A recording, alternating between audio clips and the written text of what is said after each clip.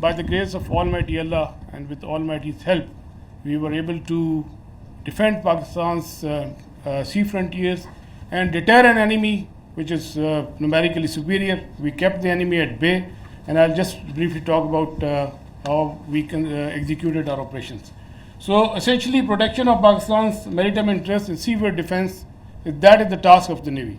And Alhamdulillah, with the help of Almighty Allah, we were able to do that. On any given day of the year, we maintain perpetual readiness. And what that means is that our ships and submarines, they are stocked up, all the military logistics are stocked up. And for us, the transition from peace to war is not only swift, it's almost invisible. And when this false flag thing happened in the Indian illegally occupied Jammu and Kashmir, we immediately mobilized and we completed the operational deployments of Pakistani Navy fleet units and also the coastal command units in matter of hours. Our submarines, our ships and aircraft, they were at in their respective areas where they were supposed to be, and we were ready to thwart any aggression from the sea. And go on to the next slide. Ladies and gentlemen, maritime domain awareness, that is essentially to know what is happening in your area of interest. That is critical for the naval operations. And I'll just briefly talk about that, because to generate any response, you need to be aware of the happening in your area of responsibility. And we were maintaining 24/7 vigil at sea. And okay. A couple of days back, there was a hype. You heard about INS Vikrant approaching Karachi. And I'll just briefly tell you that we were keeping a very close eye on the activities at sea. And this is essentially the Indian Navy surface disposition throughout these days. They had a couple of ships in this particular area. They were moving around in this area. And then there's a ship off Salalah, which was operating over there. And this is the much talked about the Indian carrier. We were monitoring it right from the day one. On 30th of April, it was here. Then it moved up here. Subsequently, it moved up here. And on the night of 6th and 7th May, it was back, close to Ratnagiri, very close to Mumbai. And then on 9th May, it was here, essentially 400 nautical miles away from Pakistani coast. And again, then it retreated back close to Mumbai. So we were keeping a very close track on this particular carrier movement, and there was no cause of concern at any time. If the carrier comes closer to 400 nautical miles and even closer, that essentially simplifies our problem. So we were the Pakistan Navy Maritime Air Arm, in coordination with the strike component of Pakistan Air Force. They were cockpit ready to generate any kind of response at all times. And I was in constant communication with the Deputy Chief of Air Staff, Air Vice Marshal Aurangzeb, at all times, and we were just ready. If there is any aggression from the sea, we were there to respond effectively. And let me say another thing. That is, you know about the carriers, you have seen them in the movies, but as a professional military officer, I don't want to underestimate the enemy, but let's put the things in the right perspective. The INS Vikrant and the carrier, the Western carrier, there's a huge difference. This is an aircraft carrier which essentially sailed with 8 to 12 MiG-29s, which was barely essential to carry out its own air defense. The purpose of the carriers is power projection and to ensure air superiority in a given sea area. So with this, less said the better. This is simply not possible, and the Indian Navy exactly knew this, and that is precisely why on the 9th of 6th and 7th, when they carried out this cowardly attack on the civilians, they moved this carrier to the safety of their own coast, well away from Pakistan's strike capability, close to this Ratnagiri area. And again, on the night of 9th and 10th, it was moved very close to the Mumbai. It was essentially 17 to 20 nautical miles off Mumbai. But we were keeping a track. We were fully aware of their movements in this area, and we were always ready to generate a response in coordination with the Air Force, especially in case of the aircraft carrier. Subsurface elements, the offensive element, they were offensively deployed, they were in their respective areas and ready to generate a response. And also, you might have seen this footage. You know, we were not only in the surface domain, but we were essentially effectively monitoring their air surveillance things.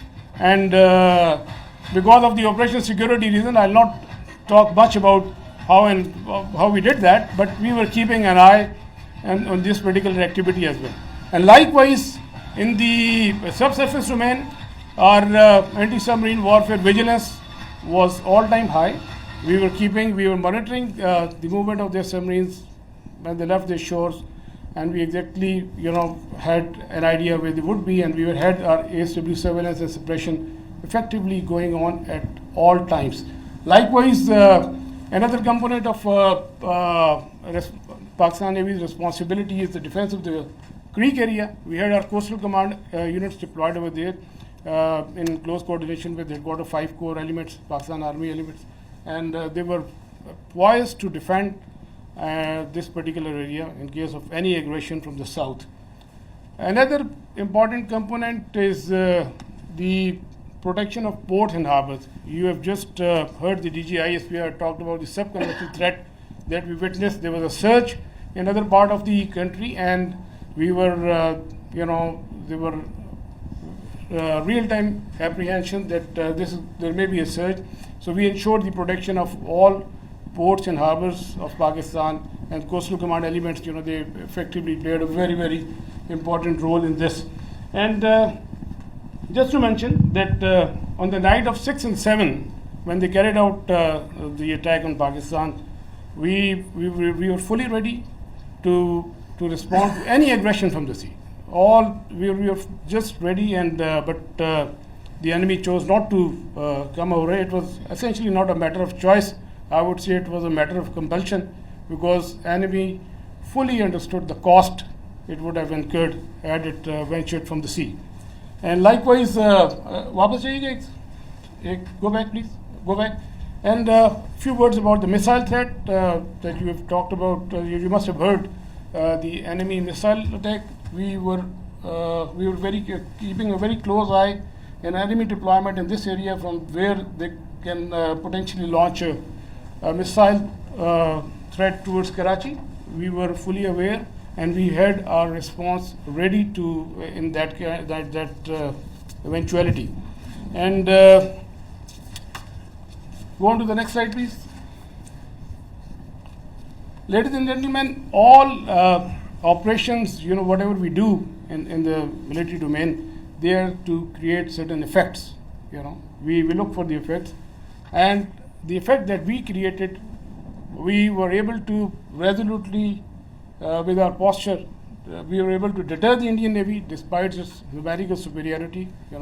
Number of times have more assets and more forces, and with an annual budget of like $13 billion.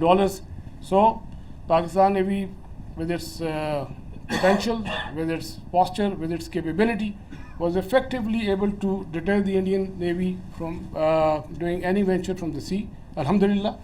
And that is very, very important. That is essentially the job of the Navy, to ensure that the free flow of trade continues. That's the backbone of the economy. Our 95% of trade is through the sea. Alhamdulillah, we were able to ensure that the shipping continues, the free flow of trade was ensured, and we were able, all our ports and harbors, they remained open. And you can Google yourself. So what was the case on the other side? You can Google about Kanda and Mandra, and there was some disruption, but that you can check for yourself. But alhamdulillah, we were able to effectively ensure this. Next. We had a wonderful inter-services synergy, very effective communication, and like I said, I was in constant touch with the DGMO and the Deputy Chief of Air Staff Operations. At all times, we fully coordinated our operations, and alhamdulillah, and I think that's really successful for execution of maritime operations. Aage chale.